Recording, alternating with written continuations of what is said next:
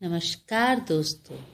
जैसे कि हम सब जानते हैं कि कहानियाँ हमें जीवन में बहुत कुछ सिखाती हैं, तो चलो शुरू करते हैं आज की कहानी।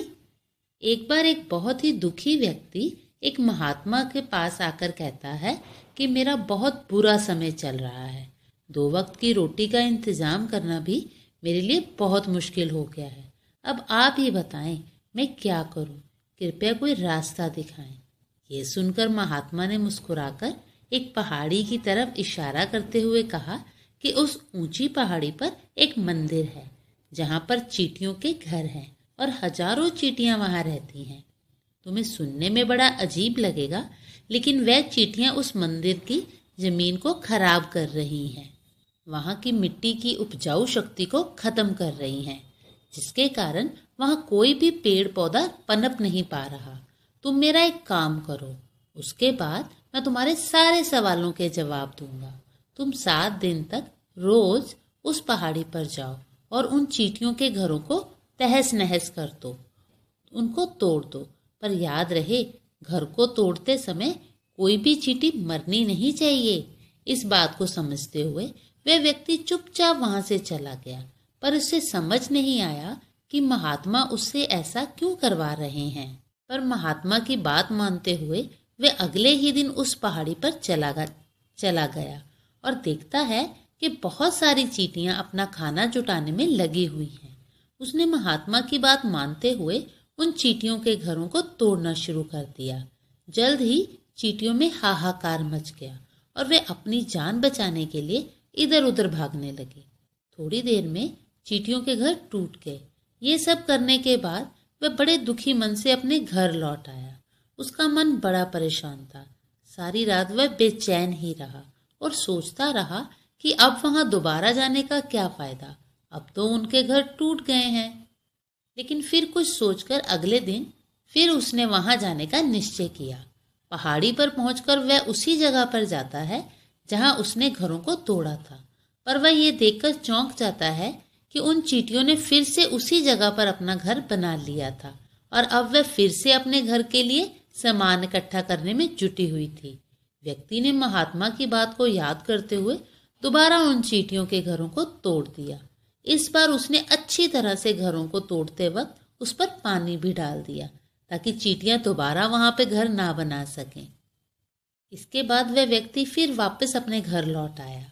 आज रात भी वह सो नहीं पाया और परेशान ही रहा। वह यही सोचता रहा कि किसी का घर तबाह करना कैसे सही हो सकता है। महात्मा मेरे से ये काम क्यों करवा रहे हैं? फिर उसने सोचा कि चलो पहले मैं ये काम पूरा कर लेता हूँ, फिर महात्मा जी से पूछूंगा जरूर कि वो मुझसे ये सब क्यों करवा रहे हैं। ये सोचते सोचते वह सो गया। अगले दिन वह फिर उस पहाड़ी की ओर निकल पड़ा। इस बार वो ये देखकर खुश हो जाता है कि वहां पर कोई भी घर नहीं था। सारी चींटियां वहां से भाग चुकी थी। पर जब वह थोड़ा सा पीछे आता है तो क्या देखता है कि चींटियों ने नए घर बना लिए थे, उनके पुराने घरों से थोड़ी ही दूरी पर। वह देखता है कि चींटियां उसी तरह अपने कार्य में लगी हुई थी। वे अपने लिए खाना इकट्ठा कर रही थी और अपने नए घरों में जमा कर रही थी। ये सब देखकर व्यक्ति के मन में उन चींटियों के प्रति दया का भाव पैदा हो रहा था, पर महात्मा की बात याद करके उसने फिर उन चींटियों के घरों को तोड़ दिया। इस बार उसका मन बड़ा दुखी हुआ। वह अपने आप को कोसने लगा।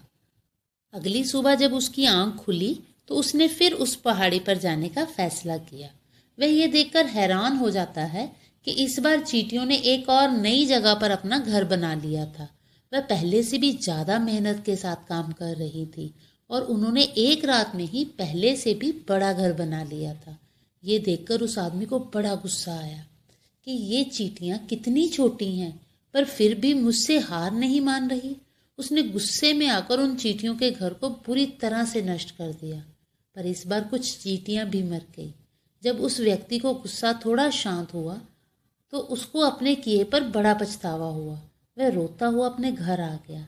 इस रात उसने सोच लिया था कि अब वह उन चींटियों को नुकसान नहीं पहुंचाएगा और यही सोचकर अगले दिन वह उन चींटियों के लिए अपने घर से थोड़ा सा आटा लेकर गया। उसने बड़े ही प्यार से उन चींटियों को आटा खिलाया। अगले 3 दिन भी उसने ऐसा ही किया। 7 दिन के बाद वह व्यक्ति उस महात्मा के पास आता है और हाथ जोड़कर बोलता है, महात्मा जी, मैं वो काम पूरा नहीं कर सका जो आपने मुझे बोला था। मैं सिर्फ 3-4 दिन ही उनका घर तोड़ सका, पर उसके बाद मैं हिम्मत हार गया। मुझे क्षमा कीजिए। ये सुनकर महात्मा ने मुस्कुराते हुए कहा कि बेटा, मेरा मकसद चींटियों को नुकसान पहुंचाना नहीं था। मैं तो तुम्हें ये सीख देना चाहता था कि वे इतनी छोटी होने के बावजूद भी हार नहीं मान रही। लेकिन हम मनुष्य 1-2 बार हार मिलने पर टूट जाते हैं और फिर जीवन में कोशिश ही नहीं करते उस काम को फिर से करने के लिए। तुमने खुद देखा कि तुम उन चींटियों को तबाह करने पहुंचे थे, लेकिन बाद में तुम ही उन चींटियों को आटा देने लगे। तुम ही उन पर कृपालु हो गए। क्यों हुए? क्योंकि तुमने देखा कि वे चींटियां हार ही नहीं मान रही। इसी तरह अगर तुम भी अपने जीवन में कभी हार नहीं मानोगे तो एक ना एक दिन ये प्रकृति तुम्हें वह सब कुछ देगी जो तुम अपने जीवन में पाना चाहते हो। तो देखा दोस्तों, ये कहानी हमें कितनी अच्छी सीख दे रही है कि हमें भी मुसीबतों से हारना नहीं चाहिए, हिम्मत नहीं छोड़नी चाहिए। बस अपना काम करते रहें और कभी हार ना माने। आपको भी अपनी मंजिल जरूर मिल जाएगी। धन्यवाद।